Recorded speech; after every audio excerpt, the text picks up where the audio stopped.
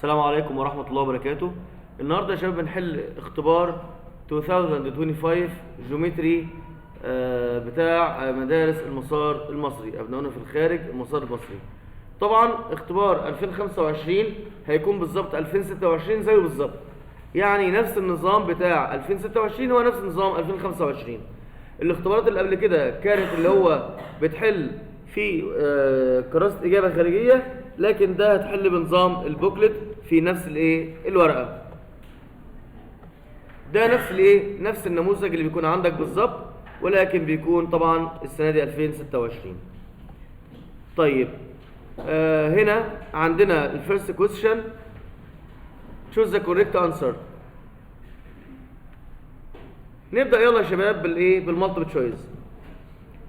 If 2 point A and B lay on the circle M such that M belong to AB, then AB is called diameter. يعني ال A وال B lay in the circle M. طيب diameter ازاي يا شباب؟ مين اللي قال diameter؟ ليه diameter طيب؟ ايوه بالظبط كده، برافو عليك. عشان هو قال M belong to AB. طب لو ما كانش قال الحته دي كان بقى ايه؟ كان بقى كورد.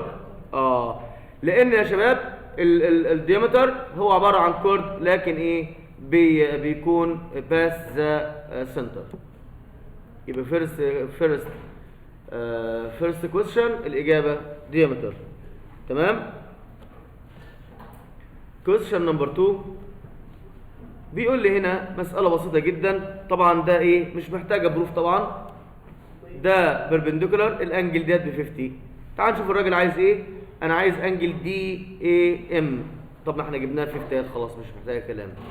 باس ميد بوينت او باس ذا سنتر اند ميد بوينت ذا كورد، يبقى بيربنديكولار يعني 90 40 50. Question number 3. If the point A lays on the circle M whose diameter 8, ال AM equal 4, then K equal. تمام، لأن ال AM هتبقى 4 برضو. ال AM هتكون equal 4 لأنها radius. تمام، هيبقى ال 4 equal 4K، يعني ال K ب 1.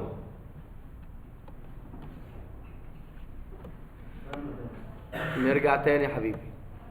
بص يا بطل، الراجل بيقول لي السيركل اهيت، ادي السيركل بتاعتنا اهي.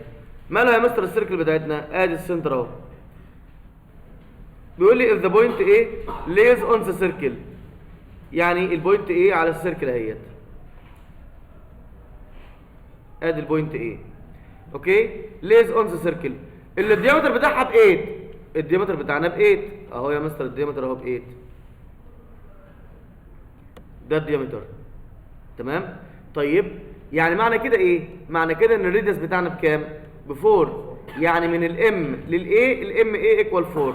طب هو يقول له الام اي ب 4 كي، يعني 4 كي ايكوال 4، يبقى الكيلو واحده بكام؟ ب 1. ام اند ان ار تو ديستانت، يعني اتنين بعاد عن بعض. distant circle whose radii 2 4 respectively, then the length of mn can be equal. خد اكبر حاجه طبعا لانه هو distant، لانه بيكون اكبر greater than mn. في الحاله ديت بيكون greater than r1 plus r2. تمام. question number 5. ABC right angled triangle AC 10, then the length of radius circle passing through its vertices equal what? 5. جميل. طيب لان الرايت انجل تراينجل لو جينا نرسمها يا شباب اهوت برضو،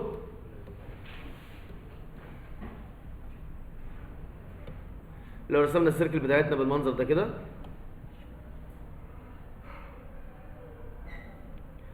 ورسمنا جواها رايت انجل تراينجل،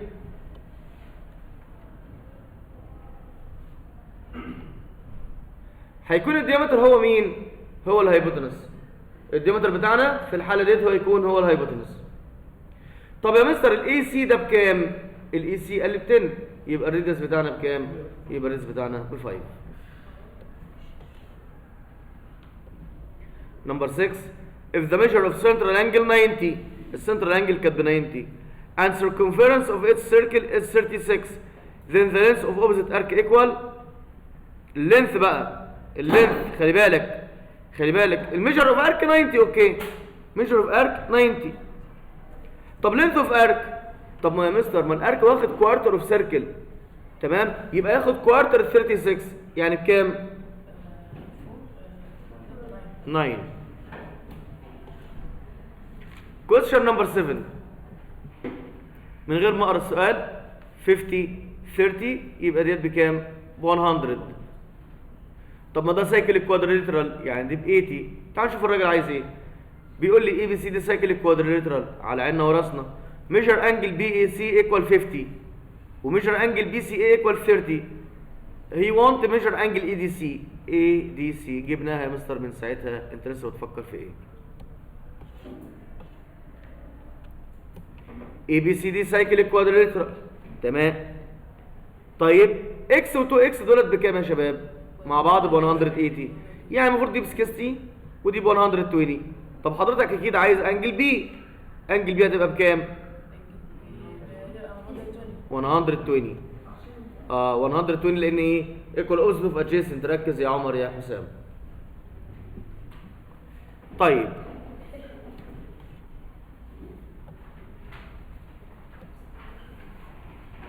اتفضل يا ياسر. If the measure of angle of tangency equal 30, then the measure of its arc the measure of its subtended arc equal 60. جميل. لأن إيه؟ لأن الارك equal دبل مين؟ دبل الانجل اوف تانجنسي، والانجل اوف تانجنسي هاف الارك.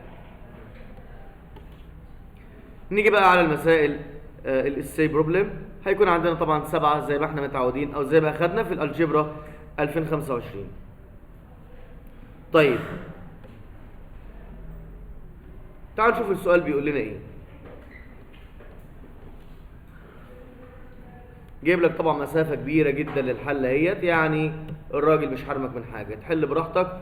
وطبعا في نظام البوكلت من الصعب جدا ان انت تنسى سؤال، لان انت بيكون كل سؤال تحت منه اجابته، فانت وانت بتراجع وانت بتالف في الورقه بتاعتك اكيد هتلاقي ايه؟ هتلاقي مكان السؤال الفاضي فتحله من غير ما تنسى.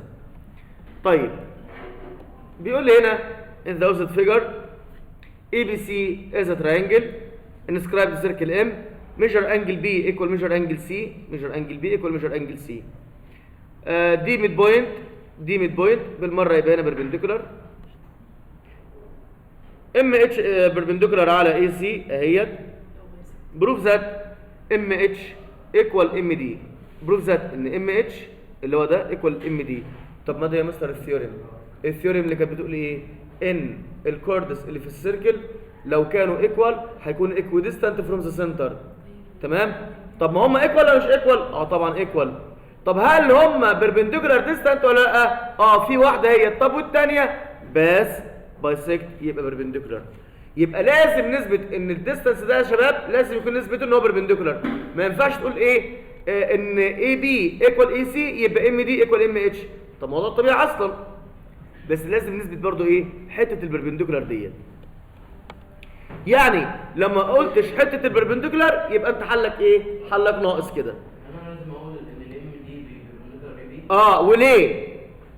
طب ام اتش بربنديكولار اوكي على دماغنا من فوق، هو قالها لك نفسه اهوت، يعني هو جاب لك حته منها اهي. اوكي؟ هو جاب لك جزء منها اهو، جاب لك الام اتش بربنديكولار على الاي سي. تمام؟ طب الحته الثانيه بتاعت ام دي بربنديكولار على الاي بي. بربنديكولار ولا لا؟ ايوه طبعا. طيب ليه؟ لازم نقول بربنديكولار ليه؟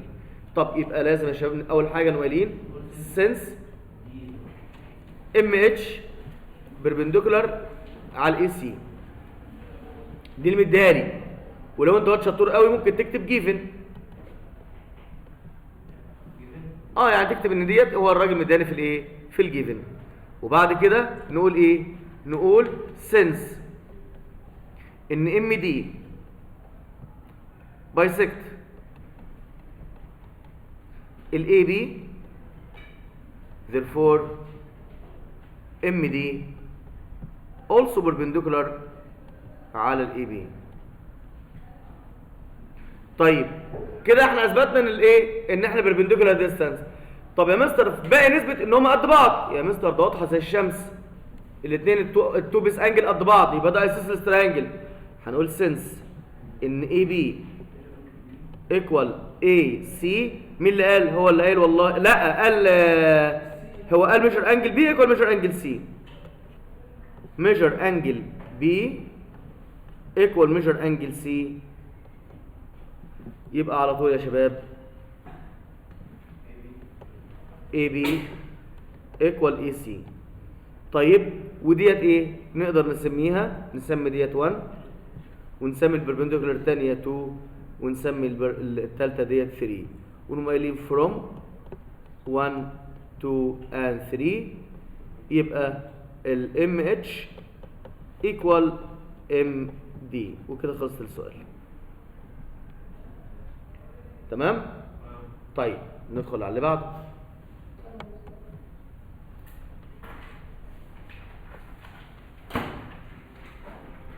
question number 2.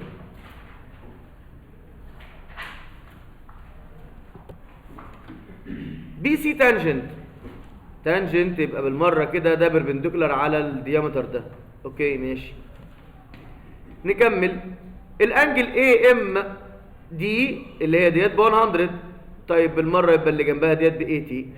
احنا قاعدين بس ايه بندردش في المساله كده. 80 وده طبعا راديوس وده راديوس. باقي لك قد ايه يا مستر من 180 باقي لي 100 يعني ديت 50 وديت 50. طب دي بربنديكولار يا مستر تبقى ديت 40. ده احنا بس ايه قاعدين بس بنتسلى كده في السؤال على ما نعرف الراجل هو عايز ايه. تعالى بقى بيقول لي فايند ميجر انجل اي بي دي. اي بي دي طب ما جبناها يا مستر بقى لنا ساعتين جايبينها اهي ب 50. وعايز ميجر انجل سي بي دي. سي بي دي ايوه جبناها برضو يا مستر. تمام. طيب نكتب بقى الكلام الحلو ده ازاي؟ نقول سنس ان انجل اي ام دي is an exterior angle of triangle MBD. دي exterior تبقى equal الاثنين interior except adjacent. يعني اذن measure angle AMD equal measure angle اللي هو عايزها اللي هي ايه ABD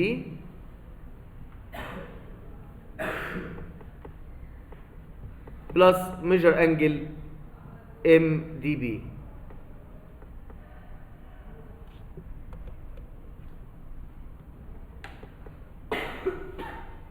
وسنس ان MB equal MD ايه اللي عرفك؟ رادياي.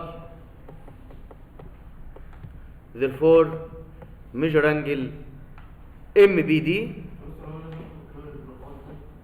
يفضل طبعا. يعني انت دلوقتي بتقول له MB equal MD ايه اللي عرفك؟ هتقول له من قوسين رادياي يعني. MBD equal measure angle MDB equal 50 degree. كده احنا جبنا اول ريكوايرد اللي هو ونحطه ونبروزه كده عشان يبقى حلنا شكله جميل. measure angle ABD equal 50 degree. دي نحطها بين ايه؟ بين ريكتانجل كده حلو عشان يبقى حلنا شكله جميل ومنسق. ده الفيرست ريكوايرد. السكند ريكوايرد عايز measure angle CBD. هنقول سنس ان ايه يا مستر؟ ان سي بي ده تانجنت يبقى كده هو بربنديكولار على مين؟ على الديامتر اللي هو اسمه اي بي. سنس ان سي دي is a tangent therefore CD perpendicular على الاي بي. يعني ميجر انجل اللي هو عاوزها ميجر انجل ايه؟ سي بي سي بي تانجنت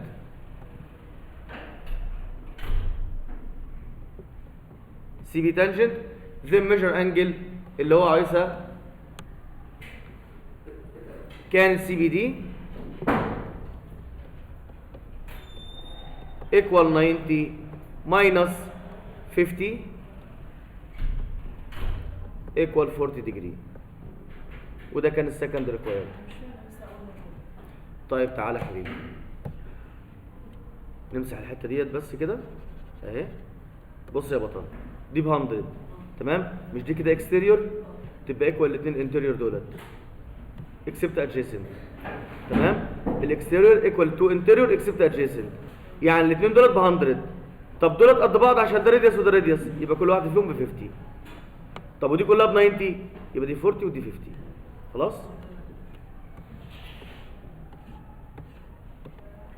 طيب ايه بقى الرسمه اللي كلها خطوط وكلها حاجات غريبه ديت؟ اكيد حاجه بسيطه يا مستر، طالما يعني ايه ان شاء الله مفيش حاجه صعبه خالص.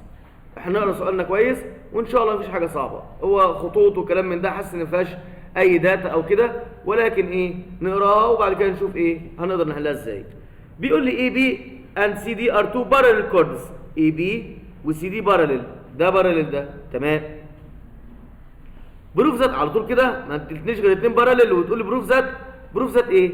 ان ميجر انجل اي اتش سي، فين اي اتش سي؟ اي اتش سي اللي هي ديت،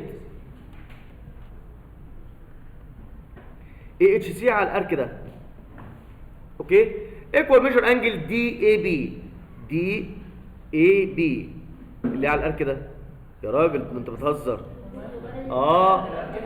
ايوه بالظبط كده، شفت سهله ازاي؟ يبقى نقول سنس ان اي بي اللي هو مين؟ اللي هو الكورد بارلل سي دي، يبقى على طول measure of arc AC equal measure of arc BD. طيب تمام زي الفل. طيب وهنقول since ان measure angle او نقول angle AHC اللي هو عايزها is inscribed angle،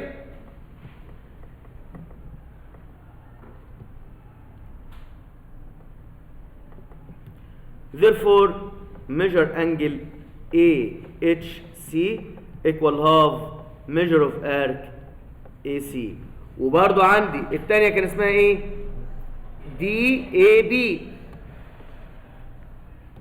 وسنس angle DAB is an inscribed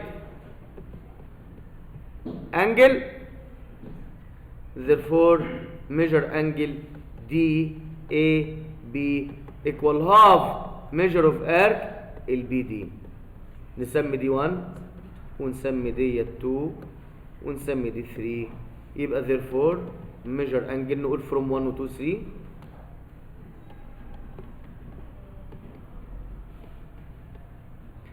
measure angle AHC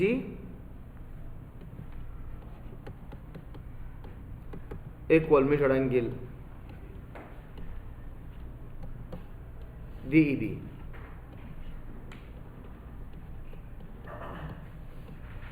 تمام يا شباب؟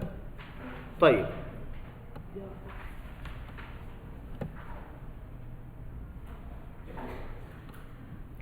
question number 4، مسألة مشهورة جدا جدا، يعني اتقالت لما شبعنا. تمام؟ بيقول لي بروف ذات، بيقول لي ام وان ار تو انترسكتنج سيركل ات اي وبي. طيب معنى كده ان اي بي ده كومن كورد يا مستر؟ قال لا، ده معنى كده ان الاي بي اللي هو الكومن كورد ده بيكون بيربنديكولار على مين؟ على اللاين اوف تو سنترز، يعني ده بيربنديكولار.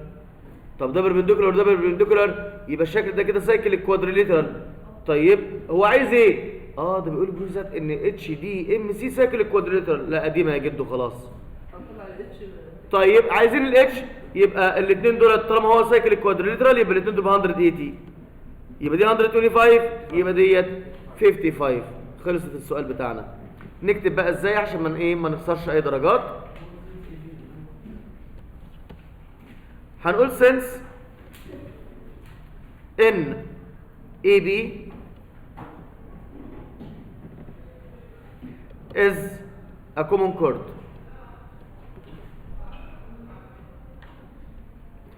Therefore AB هيكون perpendicular على ال MN.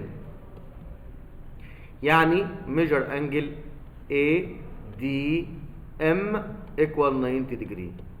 وسنس MC perpendicular ده هو اللي قايل على ال HX، therefore measure angle C أو نقول MC H equal 90 degree. تمام؟ ونسمي دي 1 ونسمي دي 2. هنقول from 1 و 2 hence الشكل اللي اسمه اللي هو عايزه بقى H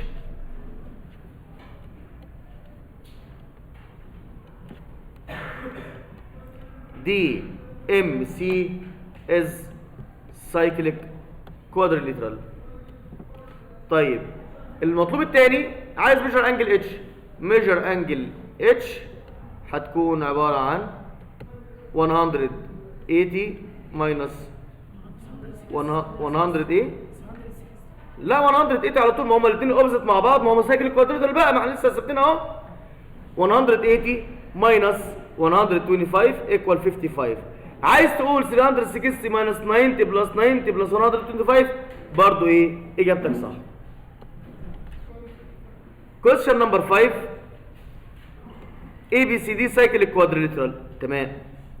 BD bisect الانجل ABC. measure angle ABD equal 55. ABD 55 اللي هي ديت اللي هي ديت 55، يبقى دي برضو كمان 55، يبقى الاثنين دول على بعض بكام؟ 110. طيب يبقى قصادهم بكام؟ يا راجل وعايز كده بس؟ ده راجل طيب قوي، الراجل ده كريم جدا. تمام. هنقول يا مستر since ان بي دي bisect angle ABC therefore measure angle ABC نقدر نقول مرة واحدة ABC كلها على بعضها equal 110 degree. وسنس ان الشكل الجميل بتاعنا اللي هو ABCD is cyclic quadrilateral therefore measure angle ADC equal 180 minus 110 اللي هي equal 70 degree. مسألة يعني مفيش أبسط من كده الصراحة يعني. تمام؟ طيب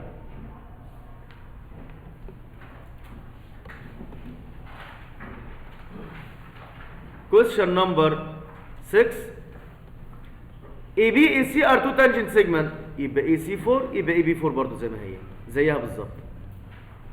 طالما ده 4 يبقى ده 4، وبالمرة دي 90 وبالمرة دي 90، يبقى 4 3 من عمنا في فيثاغورس تبقى دي ب 5. تعال نشوف هو عايز ايه. بيقول لي ايه ال AC4 وال MB3 find the length of AB ما لا جبناها من زمان AB ده. تمام.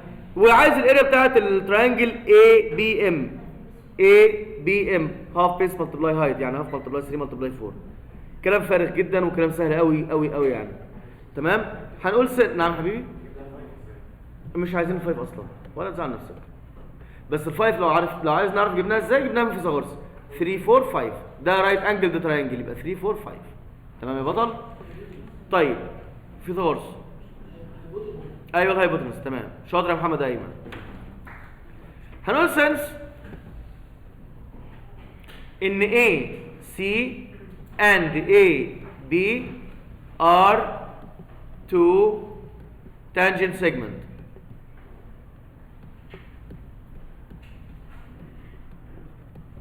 Therefore AB equal AC. طب انت عايز AB عينيا، يبقى ال AB equal 4 سم. ادي اول جزئيه.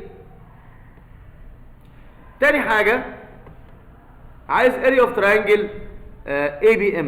بص يا بطل ما ينفعش تجيب اريا اوف تريانجل اي بي ام وتقول له هاف بيس في الهايت مره واحده، غير لما تثبت ان ده بيس وده هايت. او بمعنى اصح، بمعنى اخر لازم تقول ان دي بربنديكولار.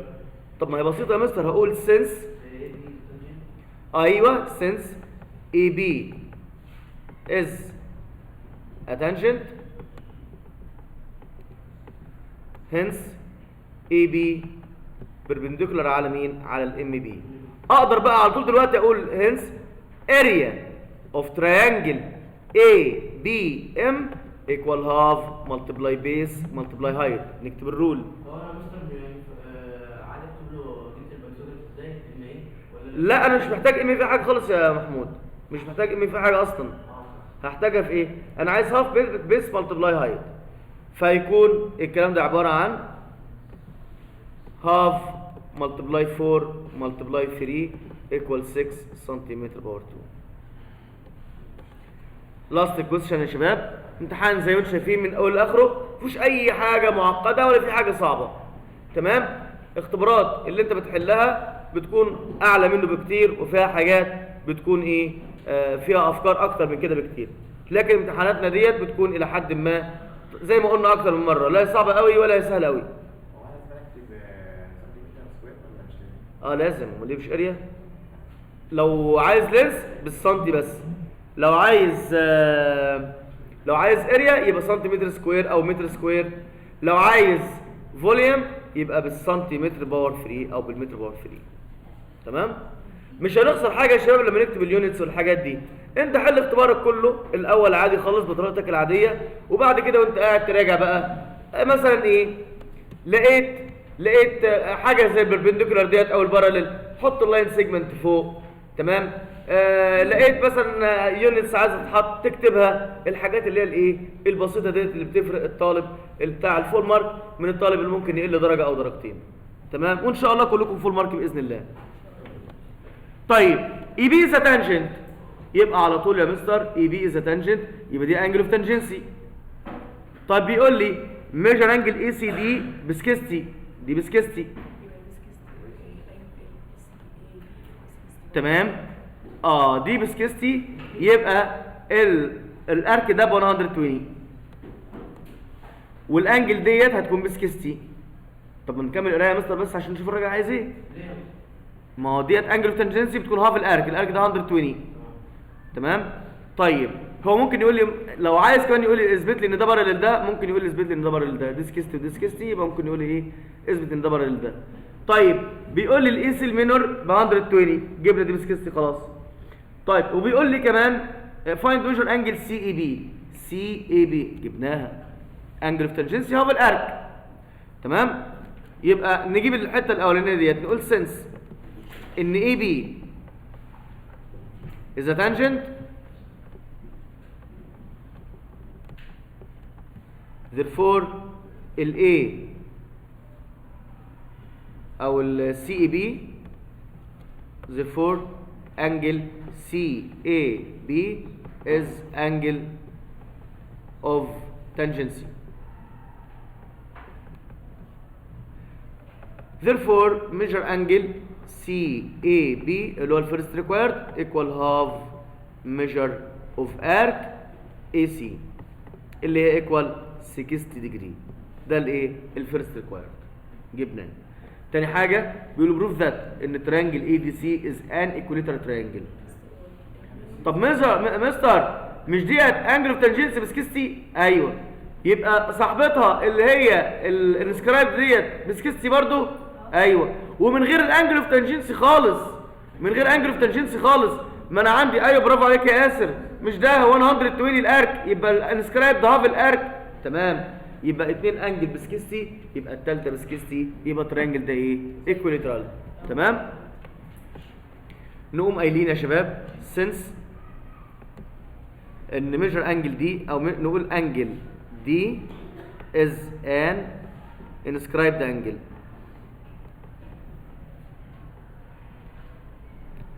Therefore measure angle D equal half measure of arc AC equal 60 degrees. تمام؟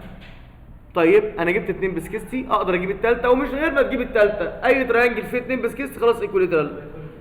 ممكن اقول ايه؟ ممكن اقول since ان measure angle C also equals 60 degree اسمي دي 1 واسمي دي 2 واقول from 1 و 2 على طول، مش لازم حتى تجيب الثالثه.